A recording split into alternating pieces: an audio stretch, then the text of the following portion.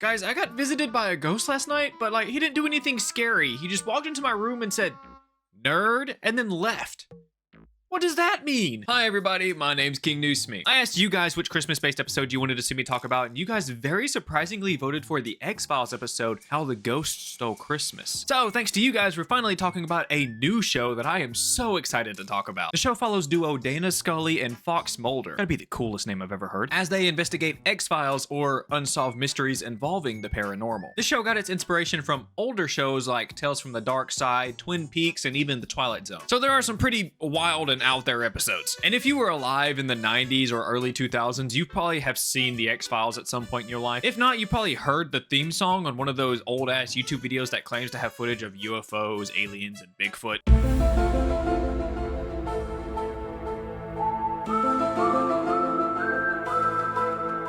But if you somehow don't know what the X-Files is, it's a sci-fi drama show that aired from 1993 all the way to 2002 on Fox. It also got a revival season in both 2016 and 2018, as well as two movies, one just simply named The X-Files, and the other one's called The X-Files I Want to Believe. The show mostly talks about extraterrestrial instances with beings they call colonists, because they want to colonize Earth. But that doesn't mean they don't stray off every once in a while and touch on other paranormal things. I mean, there's evil AI, monsters, werewolves, cryptids, and like today's episode, ghosts. But that's enough background information. Let's talk about the episode. How the Ghost Stole Christmas is the 6th episode of the 6th season, and some say it is the only good episode in that season, but I haven't made it that far in my watch through, so I can't speak on that. And it's one of the few episodes that actually touches on ghosts in the series. And this one is definitely the most blatant about it. But I feel like I've talked enough, so let's quit yapping and get into the episode. We start this episode on Christmas Eve outside of a creepy old house in Maryland. Mulder has called Scully out to the house for a stakeout, which she isn't too happy about because she still has some Christmas wrapping to do, and I think Mulder forgot what day it was. Mulder, I've got wrapping to do. It's the night before Christmas. Oh. But Scully plays his little game and hops in his car for a little briefing. They're staking out this empty house for the people who used to live there. And I say used to because they're dead. But Scully really doesn't believe in ghosts, so she pokes fun at Mulder. Little does she know, he has some jokes too. Is that a hound I hear baying out in the moors? No, actually, that was a left cheek sneak. Sorry, I laugh every time I hear that, so I had to put it in my video. Such a serious dude telling a fart joke is the funniest thing to me. The story goes that 1917 was a dark time. Young men were across the pond in a war while a flu ravaged the United States. And the fear of losing a lover in one of the ways causes a man named Maurice and his lover Lyda to form a lover's pact, killing themselves in the house so they could be together forever and ever. Scully likes his little tale, but she still doesn't believe in ghosts. You don't believe in ghosts? That's what I'm saying. She's literally seen aliens, werewolves, a mutant man that can squeeze himself into tiny little vents so he can murder people and take their liver. That is legit a premise of an episode. It's crazy. Hell, 3 episodes ago, they went back in time and were stuck on a Nazi ship. But no, ghosts is where she draws the line. After hearing his little tale, she tells Mulder that she has a lot of stuff to do, and she doesn't want to poke around an empty house on Christmas Eve. So Mulder decides to just go in by himself. But Scully can't find her car keys. So she follows him inside to ask him if he took them. But he claims he hasn't touched them. Maybe it was a ghost. Just then they hear thumping coming from upstairs, and the grandfather clock starts chiming, and a freak thunderstorm just hits them for no reason. Yeah, this place is definitely haunted. Yeah, it's enough for me. I'd be out of there. As Scully tries to pry open the doors, Mulder is more concerned about the noise that is coming from upstairs. But he's acting all spooky and unserious to try and scare Scully, and I think it's working. Ghosts are benevolent entities. Mostly. Scully is already tired of Mulder's bullshit, and she tells him that she really needs to get home ASAP. But the storm might be a bit of an issue for her. Also, the ghost behind her. Mulder keeps hearing all these strange noises around him and he tries to investigate them. But Scully ruins the fun by telling him how cliche the situation is and how ghosts really don't make sense. But I just have a feeling that she is nervous and she talks a lot to calm herself down. And she talks. A lot, a whole lot. And Mulder is obviously just half listening to her as he checks all the doors in the house, but they all seem to be locked.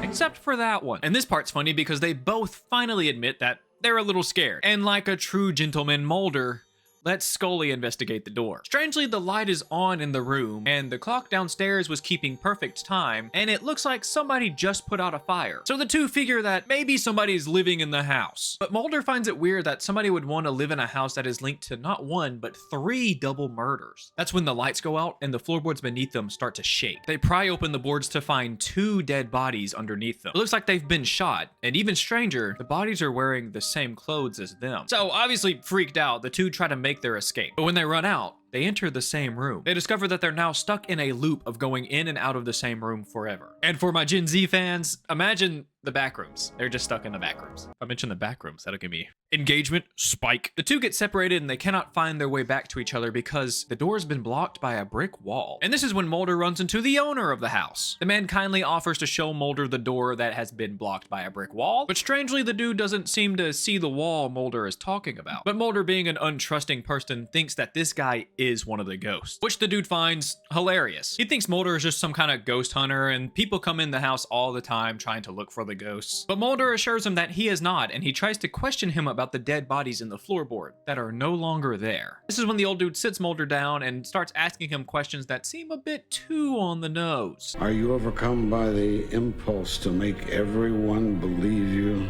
Damn, he really clocked his ass there. Luckily for Mulder, the dude actually studies mental health, a very specific mental health, specifically the one Mulder needs. I specialize in disorders and manias related to pathological behavior as it pertains to the paranormal. Very strange coincidence. He pretty much tells Mulder that he's just losing his mind chasing all this paranormal stuff for his life. And the first sign is him believing there's a brick wall in the doorway when there isn't one. But there is one. I see the brick wall. Am I going insane? The old dude just continues to tear into Mulder and he tells him how weird he is for spending Christmas Eve alone in a haunted house. But wait, he's not alone. Scully's in the other room. How'd you get her to come with you? Steal her car keys? Okay, this guy's too good. How the fuck he know that? But the old dude hears him out and decides to help him try and find Scully. But it turns out he wasn't there after all. Cut to Scully, who's on the other side of the brick wall, and she's a bit freaked out.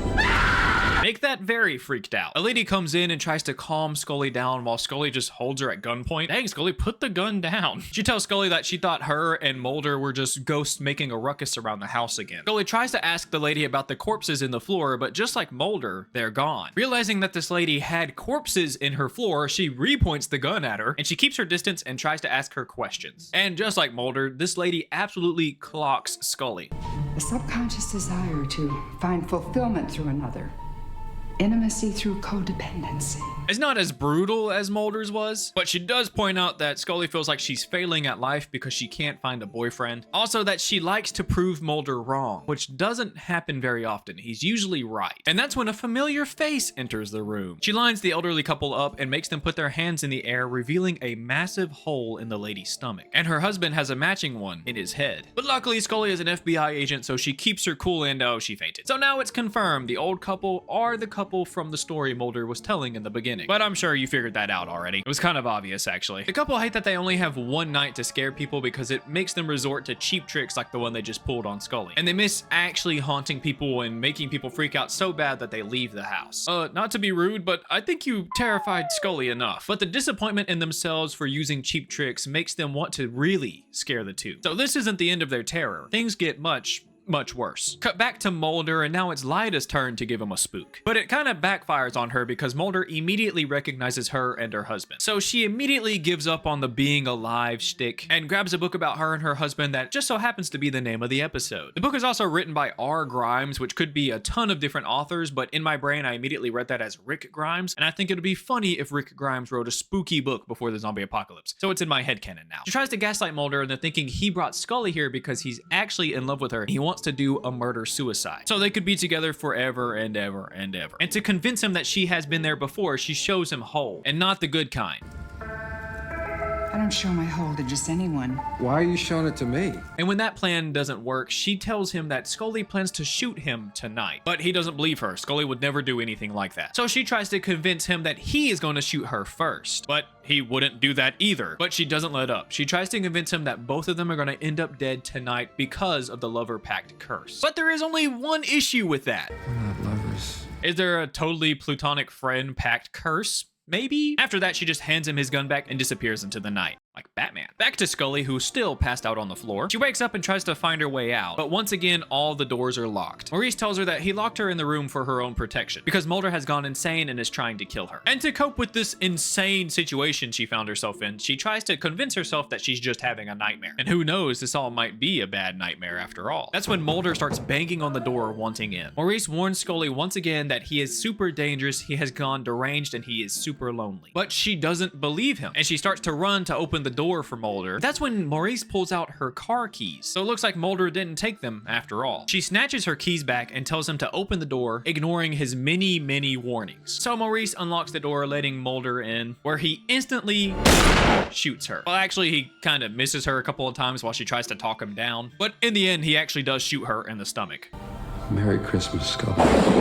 But was it actually Mulder, or was it one of the ghosts? The ghosts can barely hold their laughter in as they're acting like they're trying to stop Mulder from killing himself. Then the real Mulder comes in to find Scully laying on the ground covered in blood. She tells him that she didn't think he would actually shoot her, so she gets her payback and shoots Mulder in the chest. But just like Scully, it was just the ghosts the whole time. The ghosts put on some nice Christmas music as Mulder and Scully crawl their way to the front door. They play Have Yourself a Merry Little Christmas, but they really did miss the opportunity to play You're a Mean One, Mr. Grinch. I mean, the title of the episode is How the Ghost Stole Christmas, come on. While crawling, they run into each other by the front door, and they have a bit of a standoff. But in the end, they both admit that they are scared. Also, neither one of them takes responsibility for shooting first, which doesn't seem right to Mulder, so he checks to find out he hasn't been shot. It was just all in their heads. He gets up and then tells Scully to get up. It's all fake. And so they both quickly and very quickly make their escape. I don't think I've ever seen them run this fast. As the ghost couple sit by a fire and talk about how they technically failed tonight because the two escaped, but that's okay. They'll get another chance sometime in the future, and they still love each other. Oh, how sweet. Cut to Mulder's house where he's watching the 1951 movie Scrooge alone because he's lonely. That is until Scully comes banging on his door. She couldn't sleep because she couldn't decide if the stuff that happened in the house actually happened or not, and neither can Mulder. That doesn't matter though. But with Mulder being the nice guy he is, he got Scully a gift, and with Scully being the sweetheart that she is, she also got Mulder a gift. And the episode ends with them opening their gifts on the couch. Wow, what an insane episode. Like I said, I'm currently going through my first ever watch through of the X-Files. I've seen episodes here and there when I was little, but I've never like sat down and watched it. But I have yet to see Scully get this scared. She's usually pretty calm and grounded, and she'll occasionally get a little flustered, but she doesn't let that like take over. But this episode was something different. I've never seen her scream. It was just wild to see. Same thing with Mulder. He barely shows any emotions throughout the whole series, and he does hold himself together a bit better than Scully did, but you can still tell every once in a while he is very freaked out. I also love the ghosts in this episode. They did an amazing job. They're both super intense, but still very charismatic. You can't hate them. I also love that they ship Mulder and Scully together like some kind of fangirl. It's so funny watching the ghosts trying to convince the two that they're actually in love with each other. And I know it's because they want to kill Mulder and Scully, but it's still adorable. I also like how they revealed the ghost to us. The effect was a bit wonky, but hey, it was 1998, and this effect looks better than most of the Flash TV show. It was a really cool reveal, and I really don't blame Scully for passing out. I probably would have passed out too. Also, the twist reveal at the end was insane. I did not see that coming. I love how it leaves both of them and us pondering if what happened in the house actually did happen, or was it just all in their head? Most of the time in the show, they don't leave the ending so open. Usually they solve the case or they have enough information to have an idea of what's going on. But in this one, they can't really prove any of it actually happened to them because they really weren't hurt, and they can't prove that their ghosts are actually in there. It's just crazy. It's really good. Let me know what you think about this episode in the comments below, and of course, check this episode out for yourself. It's amazing. And let me know if you want to see more X-Files on the channel. There are tons of episodes. Some are super wild, some are actually genuinely scary,